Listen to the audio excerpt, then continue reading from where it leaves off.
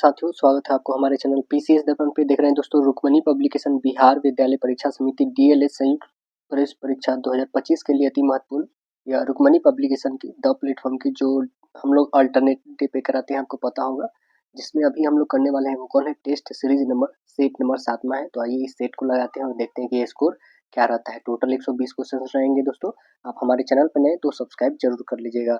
देखिए, test series number 7 जो है हम लोग का, जिसमें पहला सेक्शन आता है जनरल हिंदी का आता है। देखिए, जनरल हिंदी में क्वेश्चंस क्या बने हैं। जनरल हिंदी में क्वेश्चंस आपके हैं क्या,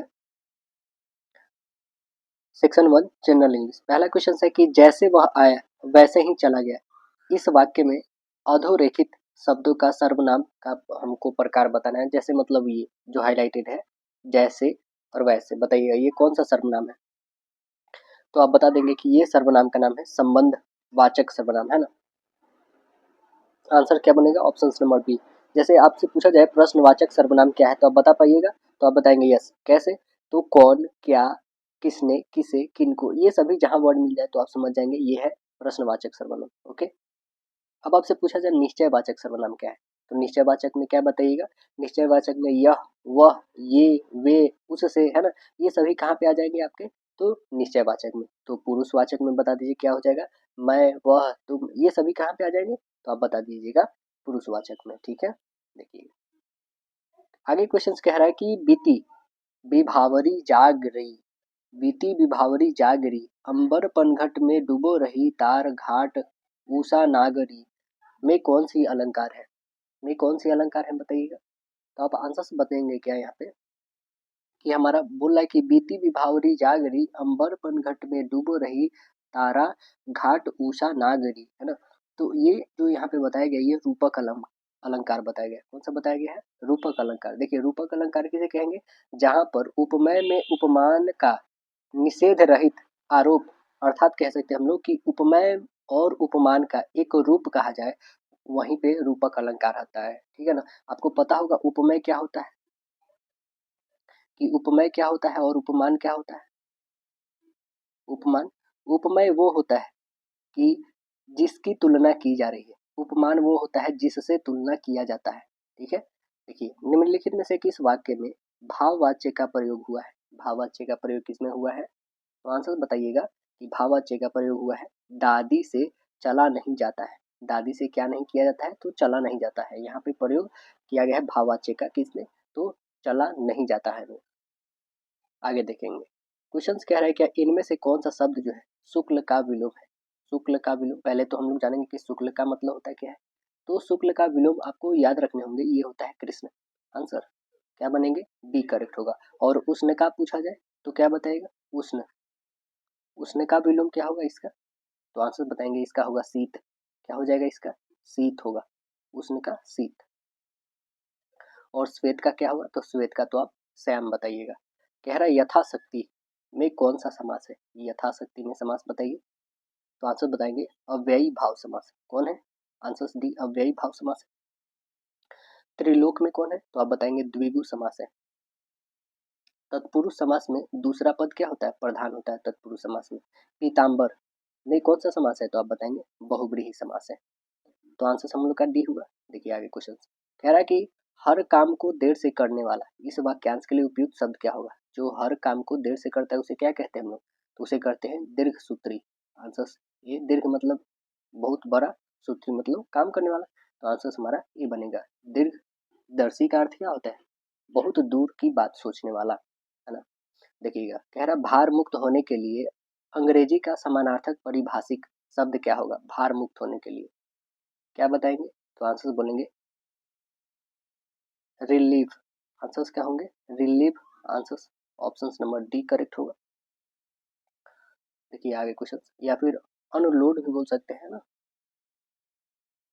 यहाँ पे जो रिम्ब्रूस, रिम्ब्रूस का मतलब पैसा लौटाना होता है या चुकाना होता है। रिप्लीस, री रिलैप्स मतलब क्या होता है, तो रिलैप्स मतलब आप बताएंगे पतन या फिर पुनर्वर्तन। तो रिलैक्स मतलब क्या होता है, आराम करना होता है। देखिए, विभाव के दो प्रकार कौन कौन है, विभाव के दो प्रकार कौन कौन है, तो आप बताएंगे अवलंबन और उद्दीपन। आंसर्स ये बताइएगा। संचारी भाव की संख्या टोटल कितनी मानी गई है? संचारी भाव की तो आप आंसर बताएंगे 33 मानी गई है। और अस्थाई भाव की संख्या वो 8 मानी गई। देखिए निम्नलिखित में से एक वचन शब्द कौन है? कौन है सिंगुलर? तो आंसर बताइएगा। इसमें सिंगुलर है नदी, आंसर सी करेक्ट होगा। नदी है, नदी का बहुवचन क्या होगा? नदियां, है ना।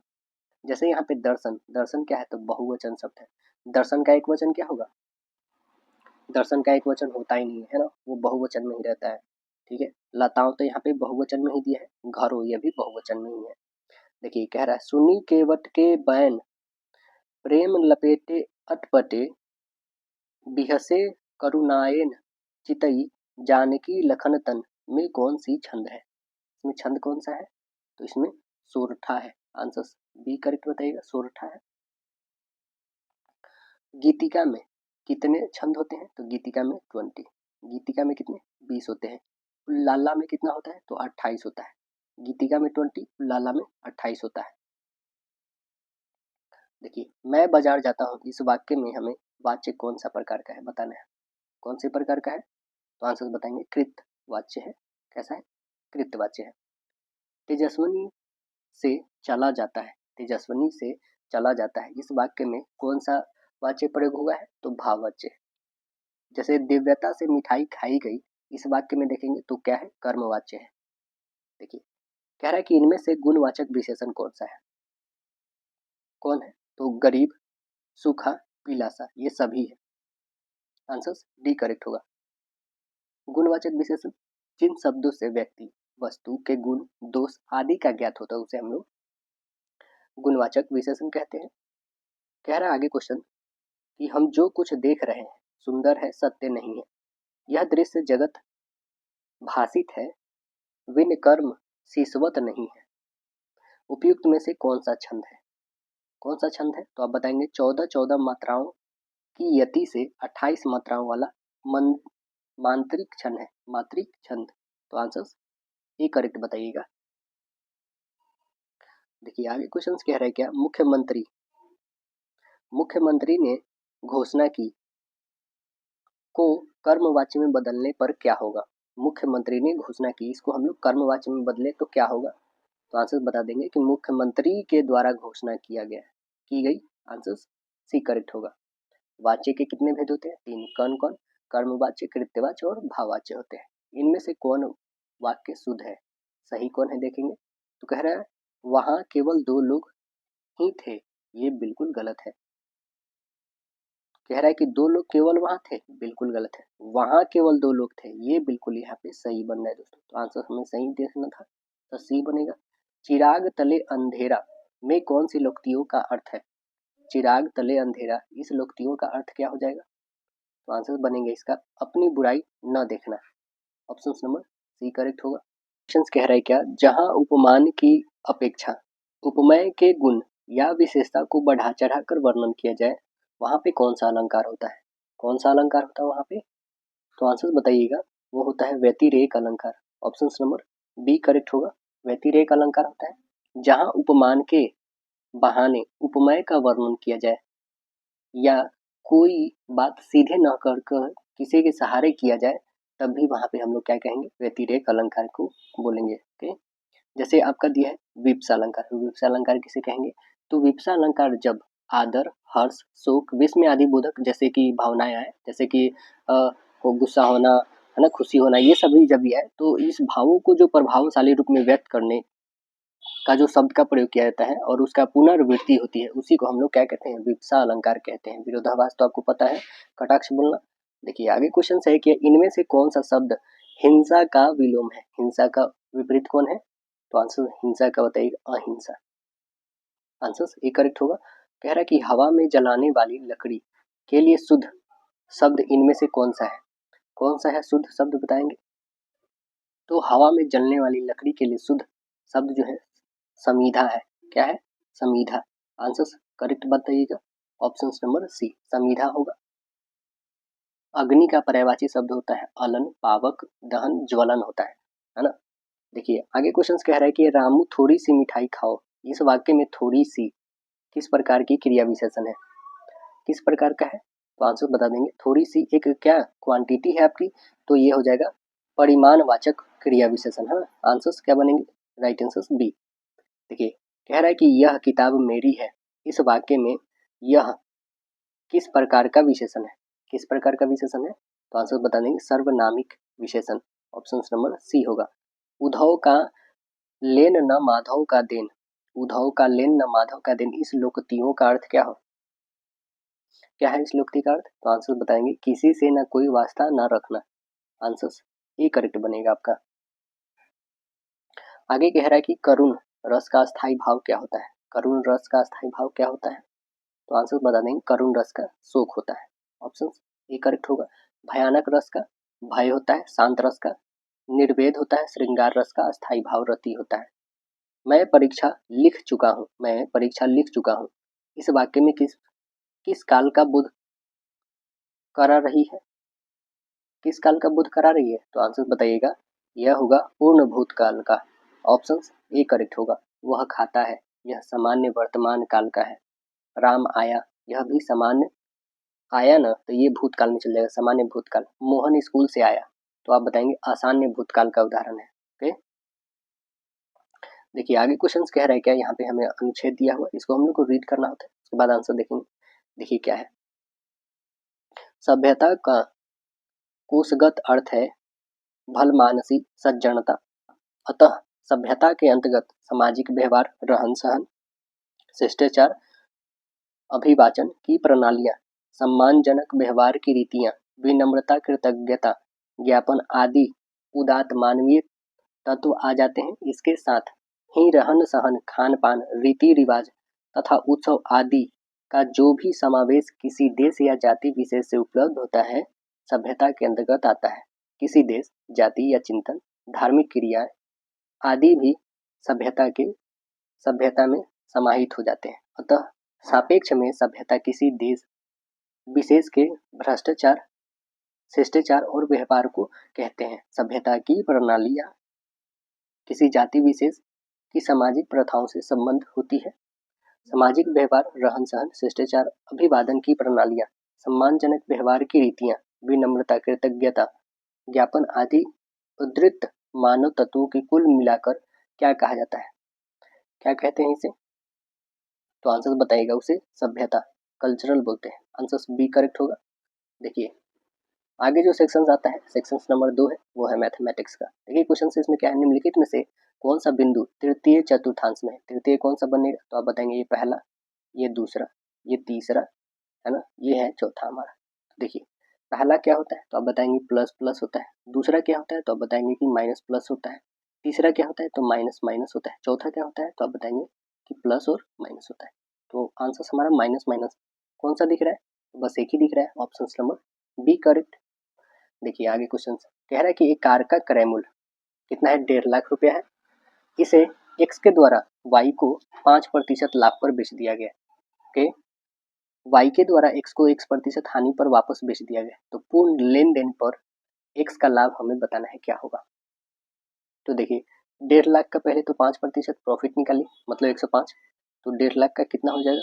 यहाँ पे हम लोग 1.5 लाख का 105% सीधे निकालेंगे तो आपके पास आ जाएगा 1,57,500 आ जाएगा। ठीक है, इसे आप निकाल लीजिएगा, यहाँ पे सीधे रखेंगे 105 और बट्टे 100 से गुणा कर दिएगा, जो आएगा इतना आ जाएगा आपका। ठीक है, 1,57,500।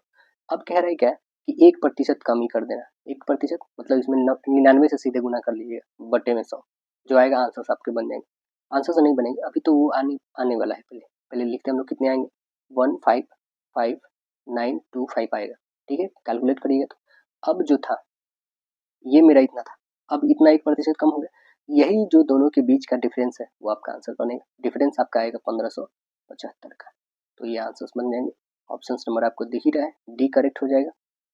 देखिए आगे क्वेश्चन क्या है कि उस समय सूर्य का उन्नयन कोण डैश होगा जब खंभे की छाया की लंबाई उसकी ऊंचाई के बराबर होगी। तो देखिए यहाँ पे कैसे बनाएंगे हम लोग, यहाँ पे जैसे हमने एक समकोण को ड्रॉ किया, ठीक है।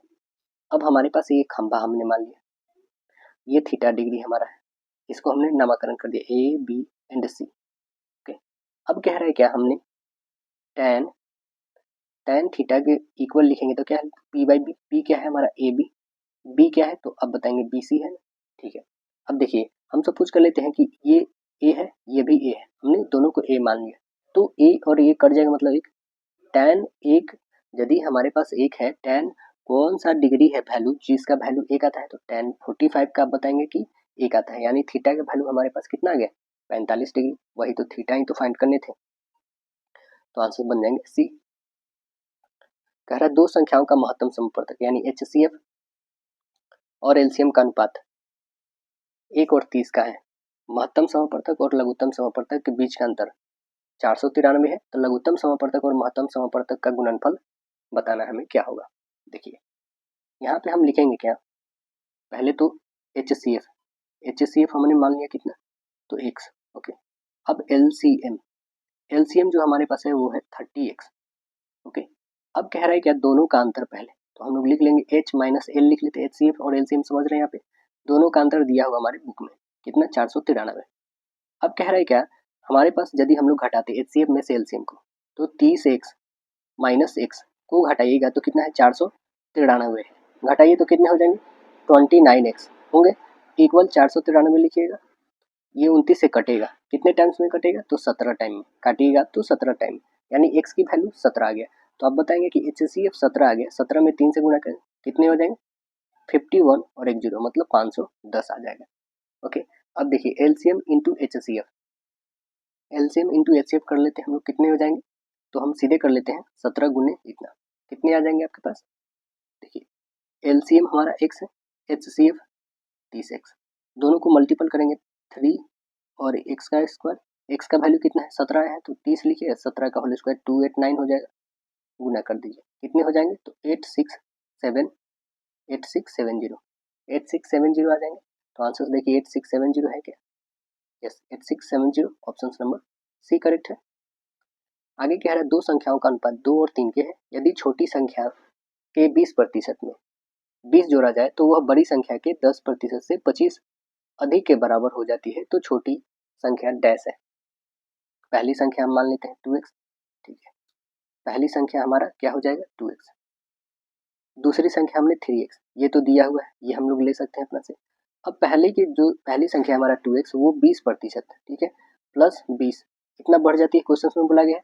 अब दूसरी संख्या जो मेरा 3x है उसमें 10% और बढ़ कितना रहा है 50, ठीक है, 25 बढ़ रहा है, इसे कैलकुलेट करते हैं हम लोग, तो ये 20 दूना कितने हो जाएंगे 40%, ये तो प्रतिशत था हमारा, प्लस में ये 20 है, इक्वल ये कितने हो जाएंगे 30 x% होगा, और प्लस में इधर 25, ये देखिए ये छोटा है तो उधर भेज देते घट जाएगा, मतलब 5 हो जाएगा, ये छोटा है तो इधर ले जाते हैं तो 10x इक्वल कितने हो जाएंगे यहाँ पे 5 होंगे, तो आप x की वैल्यू निकालना पसंद करोगे तो यहाँ नीचे 10 और गुने 100 हो जाएंगे, तो ये 10 से काटिएगा यानी 50, x की वैल्यू कितनी आ गई हमारा 50, तो सबसे छोटी संख्या कौन सी हो जाएगी 2 वाला, तो 50 है 52 जा 100, आंसर देखिए 100 है क्या, यस ऑप्शन नंबर सी दिख रहे हैं हम लोग के, करेक्ट सी बनेगा।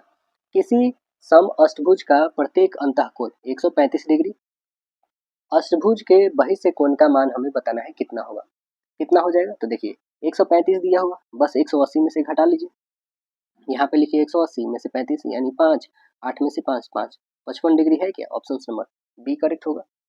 देखिए आगे कह रहा है कि किसी संख्या के आधे, कोई भी संख्या है उसकी आधी, कर लेते हैं यहाँ पे कोई संख्या है इसकी आधा, हो गया संख्या का आधा, का एक चौथाई 1/4 25 है, बस यहाँ 25 कर दीजिए, तो 4 दूना 8, x/8 और इक्वल 25, 25 अट्ठे कितने होते हैं 200, यानी x की वैल्यू कितनी आ जाएंगी 200, x की वैल्यू कितनी आ गई है 200।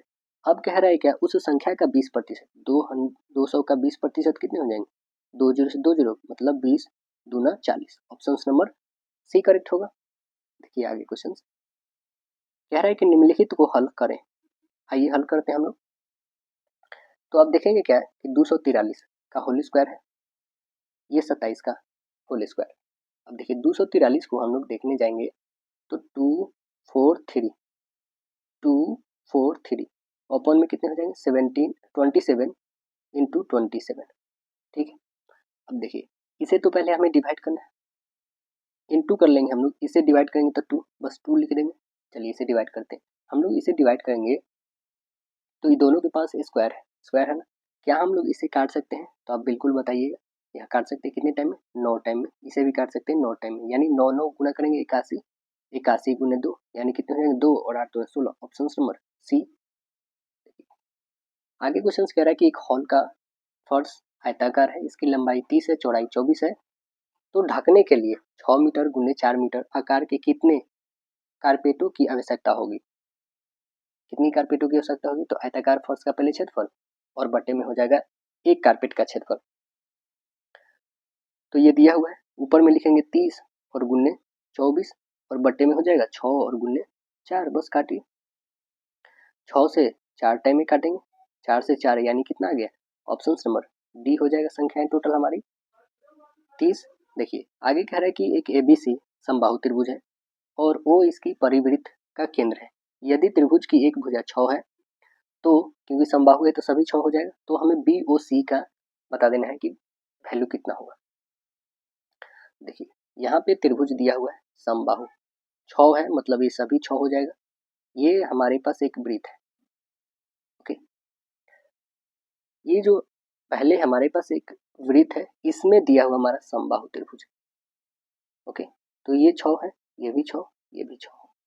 अब देखना है कि इसमें जो एक सेंटर है, यहाँ से हमें बताना है क्या?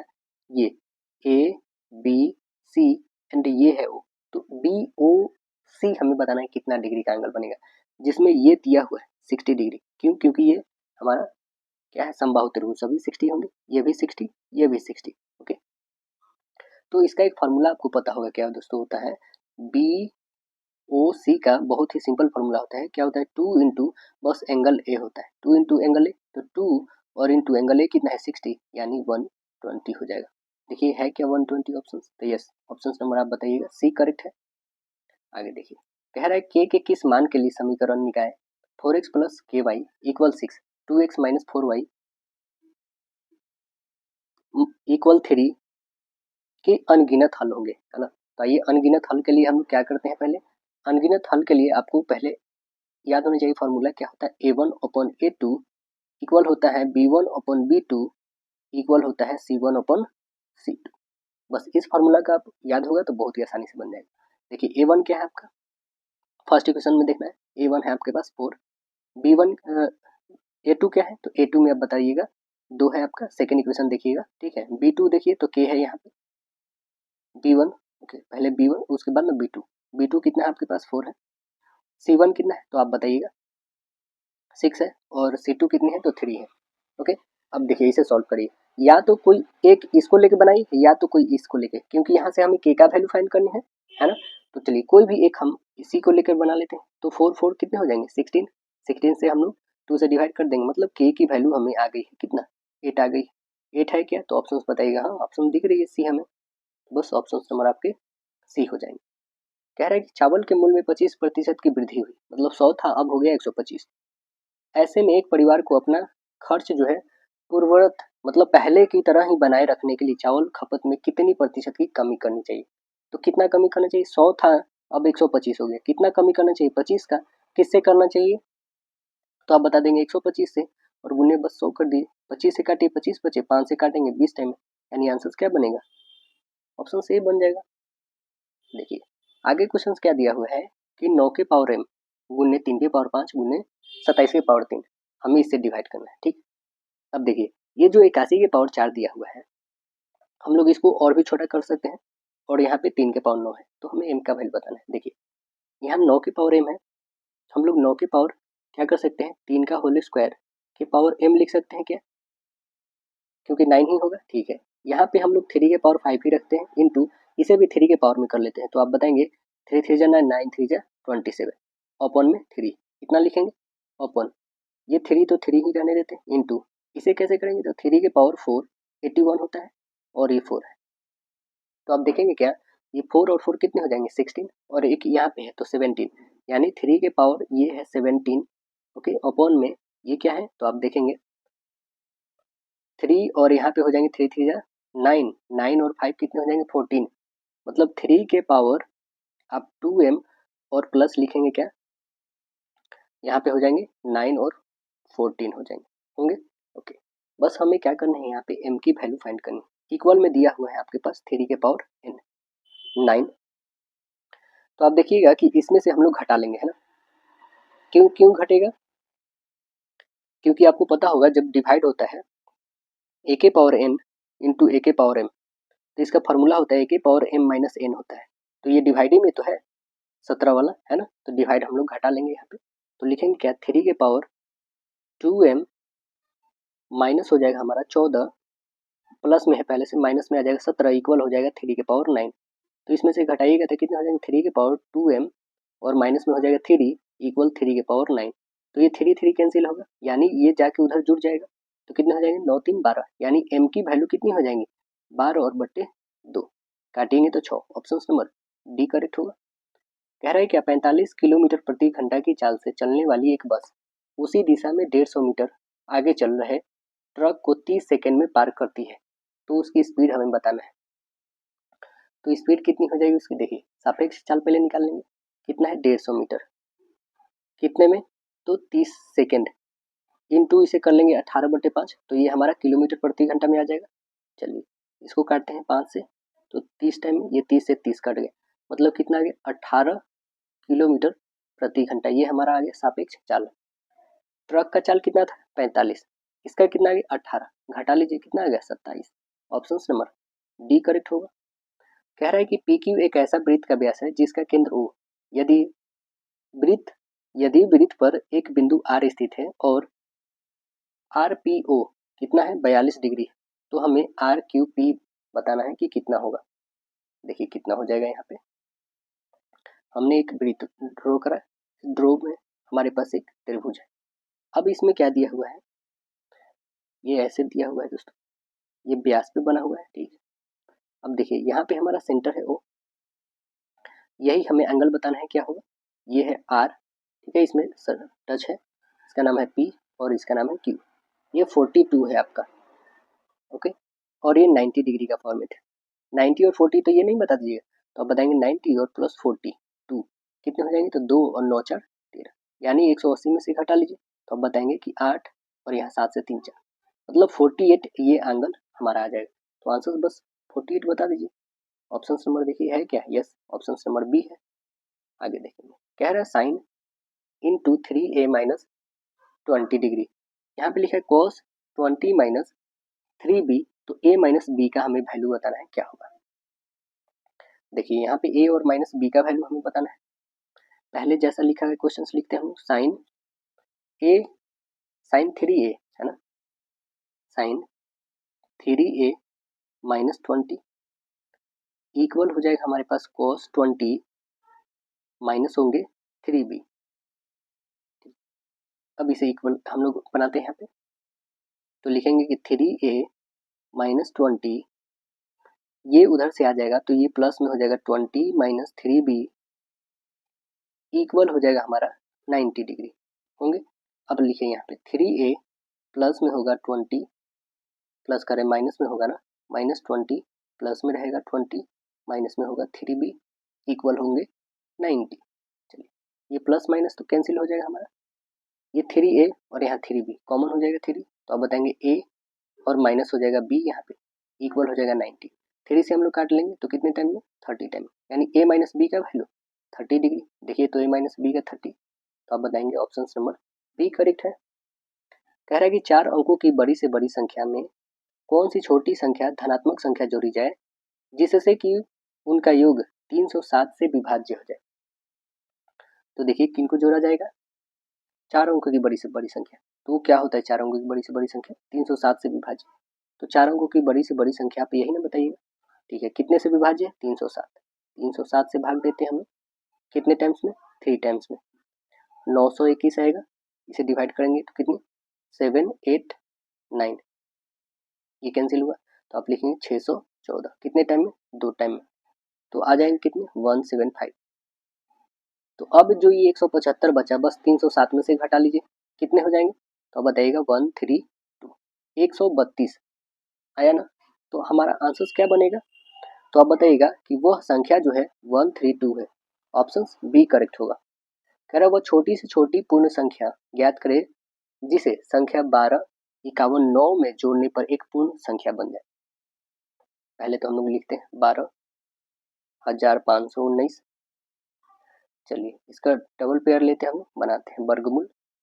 1 से कैंसिल हो गया 1, अब लिखते हैं 25, ये हो जाएंगे 2, कितने टाइम में, एक टाइम में ले चलेंगे, 21 हो जाएंगे, यहाँ पे भी 1, ये आ जाएगा 4, ये कैंसिल, ये 1 9 हो जाएगा, ये 2 और ये 2, कितना रखिएगा 1 4 9 1 के लिए, तो अब बताएंगे क्या, यहाँ पे 2 रखते हैं हम लोग, तो कितने हो जाएंगे 4, ये 4 ये 4, मतलब 4 3 टाइम्स लिखेंगे हम लोग, घटाइएगा तो 25, वो कौन सा नंबर है, तो 25 नंबर है, जिसको जोड़ने से एक पूर्ण वर्ग बनेगा। तो देखिए है क्या ऑप्शन, यस ऑप्शन नंबर आपका सी करेक्ट है। धारा की चाल कितना है, 3 किलोमीटर प्रति घंटा, और शांत जल में आदमी के तैरने की चाल जो है 5 किलोमीटर प्रति घंटा है। धारा की प्रवाह की गति 26 किलोमीटर, तैरने के लिए आदमी कितना समय लगाएगा, कितना लेगा, देखिएगा हमारे पास दिया है धारा की चाल 3 किलोमीटर प्रति घंटा, 3 किलोमीटर प्रति घंटा, धारा की चाल कहने का मतलब डाउन स्ट्रीम दिया हुआ, शांत जल में आदमी का चाल दिया हुआ, मतलब बोट का दिया हुआ स्पीड कितना, 5 किलोमीटर प्रति घंटा दिया, तो धारा की प्रवाह की दिशा कितना हो जाएगा, तो आप बताएंगे 3 और +5 यानी हो जाएंगे 8 हो जाएंगे, ठीक है। ये वाटर का था, ये बोट का स्पीड था, तो टोटल हमने निकाला डी का वैल्यू कितना आ गया 8, जब 8 आ गया तो समय कितना हो जाएगा हमारा, टाइम बराबर बताएंगे डिस्टेंस अपन जो स्पीड है वो, डिस्टेंस कितना है टोटल 26/8, तो इसे कितना लिख सकते हैं हम लोग, इसे छोटा करिएगा तो ये 13 और ये हो जाएंगे 4, यानी 4 3 12 1 13। देखिए ऑप्शन नंबर कौन है, तो आप बताएंगे 4 3 12 1 13, ऑप्शन नंबर बी करेक्ट है। देखिए आगे क्वेश्चन कह रहा है कि इसमें कि एक धनराशि चक्रवृद्धि ब्याज पर 15 साल में दुगुना हो जाती है, तो वह कितने सालों में मूल राशि से 8 गुनी हो जाएगी, कितने सालों में हो, देखिए इसका कितना शॉर्ट तरीका हम आपको बताते हैं, फॉर्मूला बेसिस पे जाइएगा, बनाने में बहुत टाइम लग जाएगा आपको, जब चक्रवृद्धि ब्याज दिया हो तब मिश्र धन कितने के लिए, 2 सालों के लिए बोला है, तो 2 सालों के लिए बताइए कितने, बता रहा है 15 साल में दोगुना, ठीक है, ये हमने बताया अभी, बताइए क्या हम लोग 2 का क्यूब कर लेंगे, क्यों कितने कि 8 गुनी करना है, 8 गुनी हो गए, यानी 15 को हम लोग क्या करेंगे, बस यहाँ पे गुना कर दीजिए, किससे, तो इस वाले से, कितना हो जाएगा 45, ऑप्शन नंबर कितना सी बताइएगा, कितना शॉर्ट बनाना, लेकिन फॉर्मूला बेसिस पे बनाएंगे दोस्तों बहुत ज़्यादा लॉन्ग होगा। देखिए कह रहा है एक इसी काम को 60 दिनों में पूरा करता है, उसने 15 दिन में काम किया, और शेष काम को यदि आपको नहीं समझ में आएगा दोस्तों तो आप बताइए फॉर्मूला बेसिस पे नेक्स्ट टाइम से हम बता दिया करेंगे, ओके। देखिए शेष काम को जो है बी 30 दिनों में पूरा करता है, यदि वे मिलकर काम करते हैं तो कार्य को कितने दिनों में पूरा हो जाएगा, देखिए एक 60 दिन में, एक 15 दिन में, बी उसे 30 दिन में करता है, तो वे दोनों मिलकर कितने दिन में खत्म करेंगे, चलिए यहाँ पे हम देखते हैं, बाई प्रोसेस चलते हैं, ओके। ए का 15 दिन का कार्य कितना हो जाएगा, तो आप बताएंगे 15/60, मतलब हो जाएगा हमारा 1/4 भाग, ठीक है। शेष काम कितना हो जाएगा, एक काम में से 1/4 आप घटा लीजिएगा तो कितने बच जाएंगे, 3/4। अब कह रहा है बी के द्वारा काम किया, ये तो ए का था, अब बी का जो संपूर्ण कार्य है वो कितना है 4/3, 30 में, तो ये 10 यानी कितने हो जाएंगे 40 दिनों में। अब जो टोटल हो जाएगा हमारा वर्क वो कितना हो जाएगा 60 गुने 40 बटे कितना 60 और 40 100, 2 जीरो से 2 जीरो यानी 24 दिनों में, ऑप्शन नंबर सी करेक्ट हो जाएगा आपका। देखिए आगे क्वेश्चन कह रहा है ऐसी संख्या जिनका गुणनखंड स्वयं वह संख्या और एक होता है क्या कहलाती है, क्या कहलाती है, ऐसी संख्या जिसका गुणनखंड स्वयं वह संख्या है और एक है, उस संख्या को अभाज्य संख्या कहते हैं, क्या कहते हैं, अभाज्य संख्या, आंसर डी करेक्ट बताइएगा। जैसे 2 हो गया, 3 हो गया, 5 हो गया, 7 11 ये सब 13 है ना, अभाज्य संख्या है। कह रहे हैं क्या कि समीकरण दिया हुआ है 2 और इसका मूल का उभयनिष्ठ मतलब कहे तो कॉमन a प्लस बी का मान क्या होगा, जहां पर a b के बराबर नहीं है, ओके। ये हम लोग देखते हैं दोनों समीकरण को बराबर करने पे, दोनों समीकरण को हम लोग बराबर करते हैं, क्या है x² plus a x plus b equal क्या हो जाएगा x² प्लस बी एक्स और प्लस ए होंगे इक्वल में 0, रखिए यहाँ से देखिए क्या क्या x² कैंसिल, तो आप बताएंगे A X minus B X equal A minus B होगा, तो हमें ए प्लस बी का बताना है ना, यहाँ पे तो ए माइनस बी हो गया, तो हम लोग कॉमन भी तो कुछ कर सकते हैं, तो आप बताइएगा यहाँ पे कॉमन कर लेंगे है तो ए और माइनस बी इक्वल क्या हो जाएगा ए माइनस बी। तो अब बताएंगे ए माइनस बी कैंसिल, यानी एक्स की वैल्यू कितना आ गया, एक्स की वैल्यू 1 आ गया। देन जब एक्स की वैल्यू 1 आ गया तो कोई भी इक्वेशंस में आप 1 रखिए एक्स की वैल्यू, ठीक है। जब एक्स का वैल्यू आप 1 रखेंगे, सपोज कर लीजिए हमने फर्स्ट इक्वेशन उठाया, first equation x square plus x plus b equal 0 है, यहाँ पे रखिएगा। तो x square plus a x plus b equal 0 है, यहाँ पे 1 रखिएगा, एक्स का वैल्यू 1, ए और एक्स में करिएगा तो यहीं रह जाएगा, प्लस बी इक्वल 0, यानी ए और प्लस बी का वैल्यू कितना हो जाएगा, ये प्लस है उधर जाएगा तो माइनस में, यानी ए प्लस बी का वैल्यू कितना गया -1। देखिए आंसर आपका ऑप्शन बी करेक्ट बताइएगा। आगे देखेंगे, कह रहा है कि यदि 110 मीटर स्क्वायर क्षेत्रफल वाले एक आयताकार सोलर पैनल की लंबाई उसकी चौड़ाई से 10 सेंटीमीटर मतलब 10% अधिक, तो उसकी चौड़ाई हमें बताना है क्या होगा। देखिए चौड़ाई इसको निकालते हैं हम लोग, कितना हो जाएगा, क्षेत्रफल दिया हुआ हमारे पास 110, पहले तो हम लोग इसका फाइंड कर लेंगे क्या, चौड़ाई हम लोग मान लेते हैं कितनी है। देखिए उसकी चौड़ाई से 10% अधिक है लंबाई, ठीक है। लंबाई को हमने क्या मान लिया,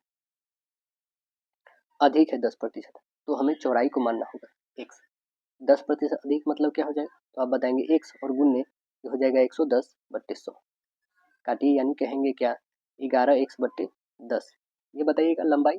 अब देखिए तो आयत का क्षेत्रफल दिया हुआ, आयत का क्षेत्रफल एल इंटू बी होता है, कितना दिया है 110 दिया हुआ, एल का वैल्यू कितना है, तो आप बताएंगे 11x/10, बी का वैल्यू x है, इक्वल कितना है 110, तो आप बताएंगे 11 से ये कटेगा 10 टाइम में, यानी एक्स स्क्वायर इक्वल हो जाएगा 10 × 10, ये चला जाएगा उधर, तो x की वैल्यू आप बताएंगे 10 100 हो जाएगा स्क्वायर रूट, यानी 10, x की वैल्यू कितना आ गया 10 आ गया। बी कितना हो गया हमारा, तो आप बता देंगे, हमें निकालना क्या था, उसकी चौड़ाई है, चौड़ाई निकल तो गया 10, ऑप्शन नंबर आप बी दिख रहे होंगे 10 मीटर। कह रहा है कि 52 ताश के पत्तों के एक पैक से 2 पत्ते निकाल दिए जाते हैं, 52 में से कितने निकाल दिए जाते हैं, 2 निकाल दिए जाते हैं। इन 2 पत्तों में से एक के लाल और एक काला होने की प्रायिकता बताइएगा।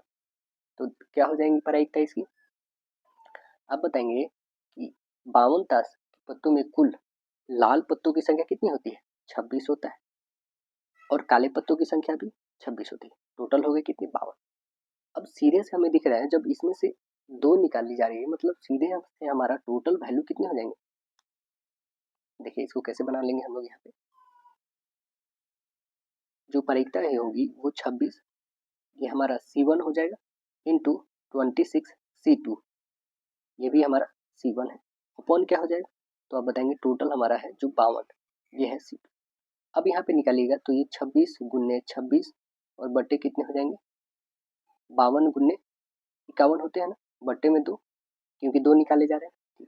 आगे प्रोसेस करेंगे आप तो आपके पास हो जाएंगे 26 × 26 और ऊपर में चला जाएगा तो नीचे क्या बच गया, तो 52 × 51 बच गया। तो आप इसे काट सकते हैं, 2 टाइम में ये से ये कटेगा, यानी 26 और 51, देखिए तो है क्या 26 और 51, यस ऑप्शन नंबर एक ही है राइट आंसर ए। देखिए अगला जो सेक्शन आता है सेक्शन नंबर 3, ये साइंस में क्वेश्चंस क्या है कि निम्नलिखित में से कौन सा एक व्युत्पन्न मात्रक नहीं है। व्युत्पन्न मात्रक सीधे दिख रहा है इसमें, जूल तो है, वॉट भी है, न्यूटन भी है, ये बल का है, ये शक्ति का है, ये जूल किसका है दोस्तों, तो ऊर्जा का है, लेकिन किलोग्राम नहीं है दोस्तों, आंसर सी दिख गया। परमाणुओं एवं अणुओं के द्रव्यमान को मापने के लिए युक्त प्रयुक्त की जाती है, कौन सी युक्ति को प्रयुक्त करते हैं हम लोग, तो आंसर्स बता दीजिएगा। उसी युक्ति का नाम है द्रव्यमान स्पेक्ट्रोग्राफ का, ऑप्शन नंबर सी करेक्ट होगा। देखिए आवृत्ति को मापा जाता है, किस में मापते हैं आवृत्ति को हम लोग, तो आवृत्ति को मापते हैं हर्ट्ज में, आंसर ए करेक्ट होगा। शरीर का तापक्रम नियंत्रित करता है, शरीर का जो है तापक्रम कौन नियंत्रित करता है, तो आंसर बता दीजिएगा, वो नियंत्रण करता है हाइपोथैलेमस, बी करेक्ट होगा आपका, हाइपोथैलेमस करता है। ऑक्सीजन अभिक्रिया में क्या होता है, ऑक्सीकरण अभिक्रिया में क्या होता है, तो ऑक्सीकरण अभिक्रिया में होता है इलेक्ट्रॉन का हानि मतलब क्षरण होता है, आंसर ये बताइएगा। ऑक्सीकरण अभिक्रिया जिसमें होता है वो इलेक्ट्रॉन की हानि होती है, ऑक्सीजन का जुड़ना होता है, हाइड्रोजन का निकलना होता है ना, धनात्मक ऑक्सीकरण संख्या में वृद्धि होना होता है और संयोजन में भी वृद्धि हो जाता है। देखिए आगे क्वेश्चन है क्या कि कॉपर का इलेक्ट्रॉनिक विन्यास किसके द्वारा दिखाया जा सकता है, बताइएगा कौन है वो ऑप्शंस, तो ऑप्शंस बता दीजिएगा। कॉपर का तो ऑप्शंस बता देंगे, करेक्ट आंसर बी के द्वारा दिखाया जाता है। कॉपर 29 होता है ना, 29 को हम लोग क्या देख सकते हैं, तो ये हो जाएगा आपका 4s1 और 3d10, यानी करेक्ट आंसर हमारा बी करेक्ट होगा यहाँ पे, 4s1 और 3d10 आर्गन। देखिए किसी अवतल दर्पण की फोकस दूरी किस पर निर्भर करती है, वक्रता त्रिज्या पर निर्भर करती है, आंसर ए करेक्ट होगा। फोकस दूरी बराबर क्या होता है, वक्रता त्रिज्या बटे 2। आगे क्वेश्चन कह रहा है कि पृथ्वी एक बहुत बड़ा चुंबक है, इसका चुंबकीय क्षेत्र किस दिशा में विस्तृत है, किस दिशा में है, तो आप बताएंगे ऑप्शन नंबर डी किधर है, दक्षिण से उत्तर की दिशा में, आंसर डी करेक्ट होगा, दक्षिण से उत्तर की दिशा में है। कह रहा है कि मानव शरीर की सबसे छोटी हड्डी कौन है, तो आंसर बताएंगे कान की हड्डी, जिसका नाम क्या है, स्टेपिस, आंसर सी करेक्ट होगा। आगे देखेंगे, कह रहा है क्या ट्राइग्लिसराइड क्या है, ट्राइग्लिसराइड क्या है, तो ट्राइग्लिसराइड जो है एक तरह से वसा फैट्स है, आंसर सी करेक्ट बताइएगा। ट्राइग्लिसराइड्स एक प्रकार का वसा होती है जो रक्त में पाई जाती है, कहाँ पे, रक्त में पाई जाती है, और ये हृदय संबंधी ज्यादातर बीमारियों का कारण बनती है। कौन सा दवाइयाँ बुखार कम करने में काम आती है, कौन होती है बताइए, तो आंसर बताएंगे एंटीबायोटिक है, ऑप्शन नंबर डी करेक्ट बताइएगा, पायरेटिक है, आंसर डी करेक्ट होगा, एंटीपायरेटिक। देखिएगा आगे क्वेश्चन से, एंटीबायोटिक से होता है वायरल जो संक्रमण होते हैं ना, उसको कम करने में मदद करता है। आगे क्वेश्चन से कि आधुनिक आवर्त वर्गीकरण का आधार क्या है इसका आधार, तो आंसर्स क्या बनेंगे हमारे, परमाणु भार, संयोजकता, परमाणु क्रमांक या रासायनिक क्रियाशील, तो आंसर बताएंगे परमाणु क्रमांक है, आंसर पी होगा। आगे देखेंगे, कह रहा है कि किसी कंपन करते हुए क्वार्टज क्रिस्टल के द्वारा उत्पन्न प्रस्रव्य तरंगे होती है, कैसी होती है, तो वो होती है केवल अनुदैर्ध्य होती है, आंसर ये बताइएगा, केवल अनुदैर्ध्य होती है। प्रस्रव्य तरंगे की आवृत्ति जो होती है 20,000 हर्ट्ज से भी अधिक होती है। देखेंगे आगे क्वेश्चन, जब किसी वस्तु को एक अवतल दर्पण के अनंत पर रखा जाता है तो उसका प्रतिबिंब निर्मित होता है, किस पर निर्मित होगा, तो आंसर बताएंगे फोकस पे, जब हम अवतल दर्पण के अनंत पे वस्तु को रखेंगे तो इमेज कहाँ पे क्रिएट होगा, फोकस पे होगा, बहुत ही छोटा होगा, आंसर ये करेक्ट होगा। कह रहा है ट्रैकिया मानव शरीर के किस तंत्र का भाग है, ट्रैकिया बताइएगा, तो ट्रैकिया जो है श्वसन तंत्र का भाग है, आंसर ए करेक्ट होगा। कह रहा है निम्नलिखित कोशिकांगों में से किसे कोशिका की आत्मघाती थैली कहा जाता है, तो आंसर बता दीजिएगा लाइसोसोम को, आंसर डी करेक्ट होगा, लाइसोसोम को। निम्नलिखित में कौन योगात्मक बहुलक नहीं है, कौन नहीं है, तो आंसर बताएंगे बैकेलाइट, आंसर सही बताएंगे बैकेलाइट नहीं है। कह रहा है मृतपोषी पोषण क्या है, मृतपोषी पोषण क्या है, तो आंसर बताएंगे मृतपोषी पोषण जो है जीव अपना भोजन मृत एवं क्षयकारी पदार्थों से प्राप्त करता है, ये आपका क्या है, मृतपोषी पोषण है, आंसर डी करेक्ट हो जाएगा। आगे क्वेश्चन कह रहा है कि कार्बनिक यौगिक में श्रृंखलाएं किसकी होती है, किसकी बनी होती है, तो ये बनी होती है कार्बन की, आंसर ए बनाएंगे, कार्बन की बनी होती है। आगे क्वेश्चन दे रहा है कि घेंघा का विकार किसकी कमी के कारण होता है, किसकी कमी के कारण होता है, तो आंसर बताएंगे आयोडीन की कमी के कारण होता है, आंसर सी होगा। देखिए अगला जो सेक्शन आता है वो सेक्शन नंबर 4 है, यह है सोशल स्टडीज। क्वेश्चन है एशियाटिक सोसाइटी ऑफ बंगाल के संस्थापक कौन थे, तो आंसर बताएंगे sir William Jones, option number D correct बताइएगा। कब के थे, 1784, कोलकाता में सर विलियम जोन्स ने एशियाटिक सोसाइटी ऑफ बंगाल की स्थापना की थी। इसका उद्देश्य था सामाजिक और प्राकृतिक इतिहास, पुरातत्व संबंधी कला इत्यादि का अध्ययन करना। भारत में इतिहास का वास्तविक अध्ययन संस्था की स्थापना के बाद में ही हुआ था। आगे देखेंगे तो मृतुल अखबार को प्रकाशित करवाए थे, कौन किए थे मृतुल अखबार को, तो आंसर बता देंगे वो किए थे राजा Ram Mohan Roy, answer C correct होगा, राजा राम मोहन राय। कब, तो 1822 में राजा राम मोहन राय ने साप्ताहिक समाचार पत्र जो है मीरातुल अखबार को प्रकाशित किए थे। आगे है क्या, फिनिक्स फार्म की स्थापना किस व्यक्ति के द्वारा किया गया था, फिनिक्स आपको पता होगा कौन है, तो ये महात्मा गांधी जी है। आंसर ए करेक्ट होगा। फिनिक्स स्थापना किए थे महात्मा गांधी जॉन रस्किन के जो है अन टू दी लास्ट के पठन से पर्याप्त होकर जो है कब 1904 में 1904 1904 में जो है डरबन के उत्तर पश्चिम क्षेत्र में सत्याग्रह सर्वोदय और अहिंसा पर प्रयोग के लिए फिनिक्स फार्म की स्थापना किया था साउथ अफ्रीका में। भारत में स्थित प्रमुख मत्स्य ग्रहण पोताश्रय कहाँ पे है? कहाँ पे है ये? तो आंसर बताएंगे कोचीन में है। आंसर बी करेक्ट होगा। कोचीन भारत का सबसे बड़ा प्रांगण वाला बंदरगाह है। हड़प्पा सभ्यता में लोथल बंदरगाह था। भारत में लगभग 200 बंदरगाह है। 13 बड़े बंदरगाह है। बड़े बंदरगाह का विकास और प्रबंधन संघीय सूची में है। देखिएगा आगे क्वेश्चन है क्या कि टाइगा वन में कौन सा वृक्ष आते हैं? टाइगा वन में कौन से वृक्ष आते हैं? तो आंसर बताएंगे मृदु काष्ठ वृक्ष आते हैं। आंसर बी करेक्ट बताइएगा। टाइगा वन सदाबहार वन कहे जाते हैं। इस वन के वृक्ष की पत्तियां नुकीली होती है। आगे कह रहा है लोकसभा अध्यक्ष को शपथ कौन दिलवाता है? कौन दिलवाता है लोकसभा अध्यक्ष को? तो आंसर बताइएगा ऑप्शन नंबर डी, इनमें से कोई नहीं। तो कौन दिलवाता है दोस्तों? लोकसभा अध्यक्ष को केवल लोकसभा के सदस्य के रूप में ही शपथ दिलाई जाती है। आर्टिकल 93 के अंतर्गत, किसके अनुच्छेद 93 के अंतर्गत लोकसभा अपने सदस्य में से अध्यक्ष और उपाध्यक्ष का चयन करते हैं, है ना। लोकसभा का गठन के बाद नवनिर्वाचित लोकसभा के सदस्य में से प्रायः वरिष्ठतम जो सदस्य होते हैं वो राष्ट्रपति प्रोटेम स्पीकर को नियुक्त करते हैं। प्रोटेम स्पीकर ही लोकसभा अध्यक्ष के चुनाव होने तक लोकसभा की अध्यक्षता करते हैं। देखिए भारत में उच्च न्यायालय की संख्या कितनी है टोटल? कितना है टोटल? तो आंसर्स बता देंगे ऑप्शन नंबर डी। अभी कितने हैं? 25। 25वां कौन बना है? 2019 में आंध्र प्रदेश का अमरावती में है। ठीक है। अनुच्छेद 214 के आधार पर उच्च न्यायालय की स्थापना किया जाता है। और अनुच्छेद 231 में, तो अनुच्छेद 231 के आधार पर एक उच्च न्यायालय का अधिकार एक क्षेत्र में एक बार या एक से अधिक राज्य या केंद्र शासित प्रदेश में हो सकता है। भारत हाई कोर्ट एक्ट 1861 के अकॉर्डिंग है। 1861 में लाया गया था Bharat high court act.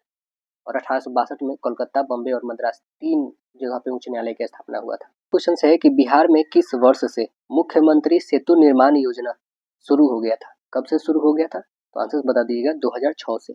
Answer C correct होगा। 2006 से मुख्यमंत्री निर्माण योजना शुरू हो गया। मुख्यमंत्री सेतु निर्माण योजना 2006 और 7 के वित्तीय वर्ष में शुरू हुआ और इसके अंतर्गत 25 लाख तक की राशि का खर्च होने का अधिकार जिला प्रशासन को है। 25 लाख से भी अधिक का व्यय बिहार राज्य पुलिस निर्माण बल को जारी के जरिए किया जाता है। कह लोकहितवादी उपनाम से किनको जानते हैं? किनको जानते थे हम लोग? तो आंसर बताएंगे गोपाल हरि देशमुख को। आंसर ए करेक्ट होगा। लोकहितवादी के नाम से जानते हैं हम लोग इनको। देखिए आगे है क्या, भूचाल का अपकेंद्र क्या होता है? भूचाल का अपकेंद्र क्या होता है? तो भूचाल का अपकेंद्र बताइएगा कि पृथ्वी के सतह पर वह बिंदु जो भूकंप उद्गम केंद्र पर उर्ध्वत होता है, मतलब एकदम लंबवत होता है। तो आंसर्स बताएंगे डी करेक्ट। देखिए आगे कह रहा है भारत में कुल्लू घाटी निम्नलिखित में से किसकी खेती के लिए प्रसिद्ध है? कुल्लू घाटी। आंसर्स बताइएगा सेब के लिए। आंसर सी होगा। घाटी जो है कहाँ पे है? हिमाचल प्रदेश में है। कहाँ पे? हिमाचल प्रदेश में। जम्मू कश्मीर और हिमाचल प्रदेश में भारत में सबसे ज़्यादा सेब मिलते हैं, सबसे ज़्यादा प्रसिद्ध है ना। आलू का सबसे अधिक उत्पादन उत्तर प्रदेश में होता है। देखिए आगे क्वेश्चन कह रहा है कि राज्य के राज्यपाल की सेवानिवृत्ति की आयु कितनी होती है? कितनी होती है? तो आयु सीमा नहीं होती है, इनकी कोई आयु सीमा नहीं होती है। आंसर बताएंगे ऑप्शन नंबर डी करेक्ट होगा हम लोग का। ऐसे राज्यपाल की सेवानिवृत्ति की सीमा कोई नहीं है संविधान में, लेकिन राज्यपाल की राष्ट्रपति नियुक्ति करते हैं और राष्ट्रपति के प्रसाद पर्यंत पे रहते हैं, मतलब जब चाहेंगे राष्ट्रपति तब उनको हटाया जा सकता है ना। देखिए आगे क्वेश्चन है कि वर्तमान समय में उच्च न्यायालय का मुख्य न्यायाधीश का वेतन कितना है? कितना है? तो आंसर बताएंगे 2.5 लाख रुपया। आंसर ए करेक्ट होगा। कितना है? 2.5 लाख। और उच्च न्यायालय के अन्य न्यायाधीशों का तो आप बताएंगे 2,25,000 है। देखिए चरक किसे राज्य चिकित्सक थे? चरक जो है किसके जो है राज्य चिकित्सक थे चरक? तो आंसर बता दीजिएगा वो थे कनिष्क के। आंसर डी बताइए। कनिष्क के थे। कनिष्क के दरबार में अश्व घोष भी रहते थे, है ना। देखिए आगे क्वेश्चन कह रहा है क्या हम लोग का कि बेगूसराय में चौकीदारी कर के विरुद्ध आंदोलन एक हिस्सा था। बेगूसराय में चौकीदारी कर के विरुद्ध आंदोलन एक हिस्सा था। वो किसका हिस्सा था? तो सविनय अवज्ञा आंदोलन का एक हिस्सा था। आंसर बी करेक्ट बताइएगा। महात्मा गांधी के द्वारा जो नमक बनाने पर प्रतिबंध एवं नमक कर के विरुद्ध जो विरोध में यह आंदोलन चलाया गया था, कब? 1930 में चलाया गया था ना। देखिएगा, कह रहा है खरीफ और रबी के संदर्भ में संबंधित निम्नलिखित में से कौन सा कथन ठीक नहीं है? तो ये देख लेते हैं कौन ठीक नहीं है। ऑप्शंस पढ़ते हैं कौन ठीक नहीं लग रहा है। कह रहा है कि खरीफ महीने वर्ष ऋतु के शुरू में आता है और बसंत ऋतु के अंत में फसल काटी जाती है। ये तो बात हमारा ठीक नहीं है, तो ऑप्शन नंबर एक ही दिख गया, तो राइट आंसर ये बन गया। देखिए आगे, कौन सा बाजार को अव्यवहारिक माना जाता है? कौन से बाजार को अव्यवहारिक माना जाता है? तो अव्यवहारिक इसमें है एकाधिकार, बिल्कुल नहीं। पूर्ण प्रतियोगिता, तो आंसर बी, पूर्ण प्रतियोगिता को अव्यवहारिक माना जाता है ना, क्योंकि पूर्ण प्रतियोगिता का बाजार के लिए आवश्यक है कि क्रेता और विक्रेता को बाजार का पूर्ण ज्ञान होना, वस्तु समरूप होना, फॉर्म में प्रवेश और क्या होती है बहिर्गमन दोनों आसान होना, सीमांत लागत और औसत लागत दोनों बराबर होना। वर्तमान समय का बाजार जो है अपूर्ण प्रतियोगिता का बाजार है। देखिए, सिकंदर महान डैश में पैदा हुआ था। कब हुआ था पैदा? तो आंसर बताएंगे 356 ईस्वा पूर्व में हुआ था। 356 ईसा पूर्व में, आंसर ये करेक्ट बताइएगा। सिकंदर जो था यूनान राज्य का मकदूनिया का शासक था। इसे जो है मेसोडोनिया के नाम से भी जाना जाता है सिकंदर को। बिहार का अद्वितीय त्योहार कौन सा है? तो आंसर बताइएगा, वो है अद्वितीय त्योहार कौन सा है? वो है छठ पूजा। आंसर डी करेक्ट होगा, छठ पूजा है। विनायक चतुर्थी महाराष्ट्र का त्योहार है। दुर्गा पूजा पश्चिम बंगाल का है। ओणम केरल का है। पोंगल तमिलनाडु का है। और बिहू कौन से राज्य का है? बताइए कमेंट सेक्शन में। कह रहा है क्या नियंत्रण एवं महालेखक परीक्षक के कार्य की निगरानी कौन समिति के द्वारा कराई जाती है? तो पहले बता दें दोस्तों, बिहू असम राज्य की है, ठीक है। देखिए, नियंत्रण एवं महालेखक परीक्षक के कार्य की निगरानी कौन सी समिति के द्वारा कराई जाती है? तो आंसर बता देंगे, लोक लेखा समिति। ऑप्शन नंबर बी करेक्ट होगा। आइए अगला सेक्शन जो आता है, सेक्शन नंबर 5 जनरल इंग्लिश है। Question, select the most appropriate antonym given word. क्या है? फ्रेट। फ्रेट का मतलब क्या होता है? तो फ्रेट का मतलब होता है कूटना, खींचना, मतलब कूटना, है ना। तो आंसर क्या बताइएगा? यहाँ पे हो जाएगा प्लीज। आंसर ए करेक्ट होगा। कि आगे क्वेश्चन कह रहा है कि हम लोग का कि select the option that can be used as a one word substitute for the given group of word. क्या है? Full of people. Full of people मतलब क्या होता है? इसका मतलब होता है घनी आबादी वाला, है ना। फुल ऑफ पीपल मतलब घनी आबादी वाला, ज्यादा जनसंख्या वाला, सीधे से। तो वो क्या बनेगा? Option number B, populous. Options क्या हो जाएंगे? करेक्ट आंसर बी होंगे, पॉपुलस हो जाएगा। देखिए आगे क्वेश्चन कह रहा है क्या इसमें कि select the most appropriate meaning of the given items. क्या है? और पीसेस ऑफ केक। और पीसेस ऑफ केक का मतलब होता है क्या है दोस्तों? का मतलब होता है अति आसान, है ना। आंसर्स क्या बताएंगे? To be easy. Answers D correct होगा आपका। देखिए आगे क्वेश्चन कह रहा है select the most appropriate option to fill in the blank. Shakespeare still remains the most read and the most dash performed of all dramatics. तो answers क्या बताइएगा? आंसर्स बताएंगे वाइडली होगा यहाँ पे। करेक्ट आंसर्स क्या बनेंगे? ऑप्शन नंबर डी होगा। कहने का मतलब है कि शेक्सपियर्स की जो किताब अभी भी सबसे ज़्यादा पढ़ी जाती है, इसी प्रकार ड्रामा भी सबसे ज़्यादा व्यापक रूप में मतलब वाइडली परफॉर्म की जाती है ना। आगे देखिएगा, कह रहा select the most appropriate option to fill in the blank.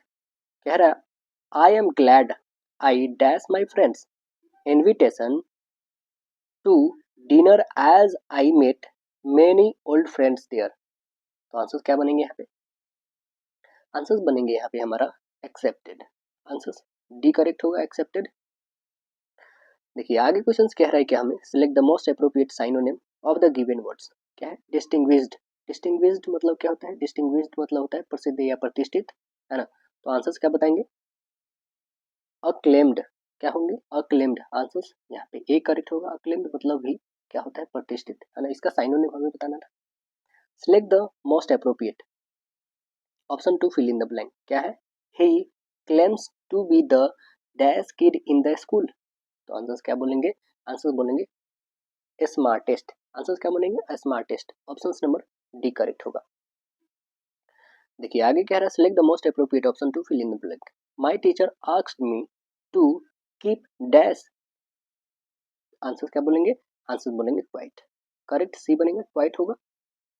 देखिए आगे क्वेश्चंस कह रहा है क्या, identify the passive voice of the given sentence. देखिए क्या है, I offered her a chair, I offered her a chair, तो आंसर्स क्या बनेंगे हमारे, आंसर बनेंगे a chair was offered to her by me, answers B correct बताइएगा ना। देखिए आगे question, select the most appropriate meaning of the given item, क्या है, to raise a few eyebrow, to raise a few eyebrows, इसका मतलब होता है क्या दोस्तों, तो इसका मतलब होता है आश्चर्य होना, तो आंसर क्या बताएंगे, टू कॉज सरप्राइज और शॉक, आंसर सी होगा।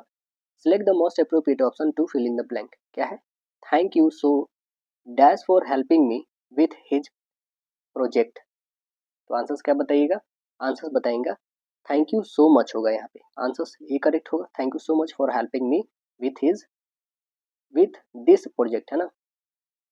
Select the most appropriate option to fill in the blank, क्या कह रहा है, my niece is very kind and dash to everyone in the family, answers क्या बताएंगे, तो my niece is very kind and generous to everyone in a family, answers A correct बताइएगा।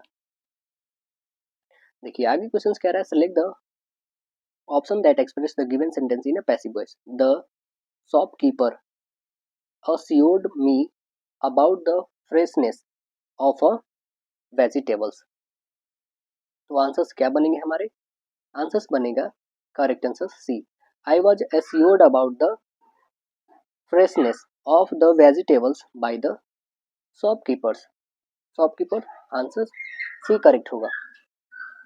देखिए आगे क्वेश्चन हमारा बनेगा क्या, select the most appropriate option to fill in the blank, one of the children stood at the door to dash if he saw the appropriate coming who was an officer of the spiritual court, तो answers यहाँ पे बताएंगे give notice, answer C correct होगा, give notice सूचना देना मतलब। आगे question कह रहा है कि select the option that express the given sentence in direct speech यानी narration, the thief asked his assistant where he had stored the spices, तो आंसर्स क्या बताएंगे, आंसर्स बताइएगा the thief said his assistant where did you store the species, answers ये correct बताएंगे। देखेंगे आगे कह रहा है कि pick out the non finite verb या वर्ब्स इन गिवन सेंटेंस बोलो, the rain came the rain came pouring down in torrents, तो आंसर्स क्या बताइएगा, आंसर्स बताएंगे इसमें, इसमें पाविंग जो है क्या हो जाएंगे आपके, ये आपका नॉन फाइनाइट वर्ब्स हो जाएंगे, यहाँ पे जिरंड भी हो जाएगा ये।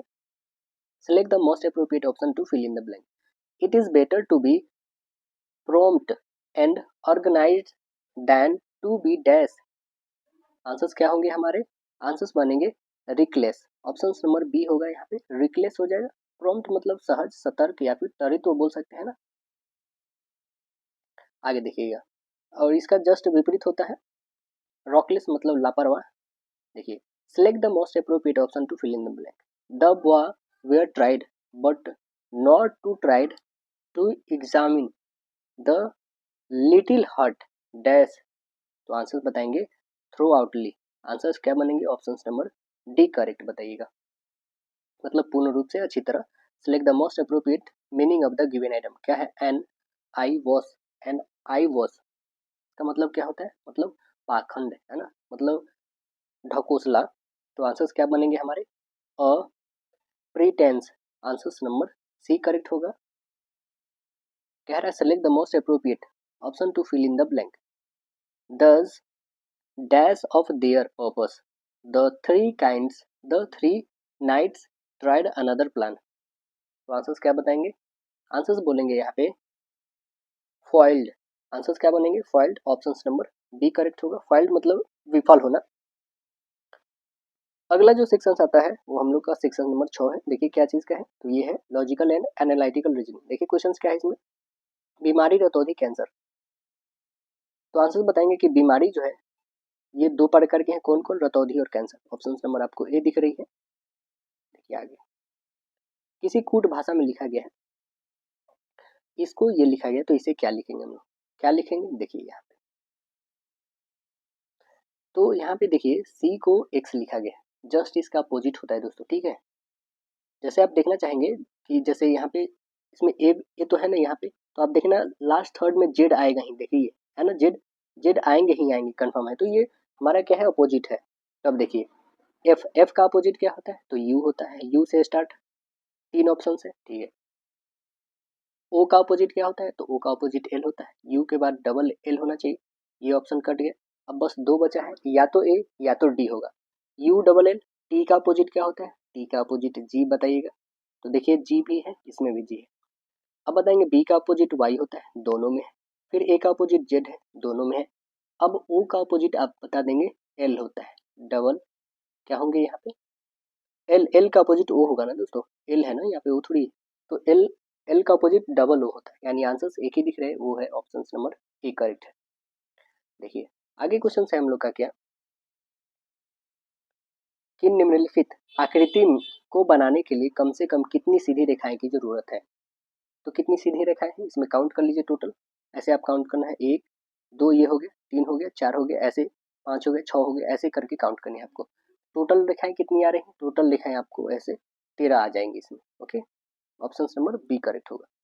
कह रहा राजीव किसी स्थान पर बुधवार को पहुंचा, उसे पता चला कि वह नियत दिन से 2 दिन पहले आ गया, मतलब बुधवार को पहुंचा तो पता चला 2 दिन पहले आ गया है, ठीक है।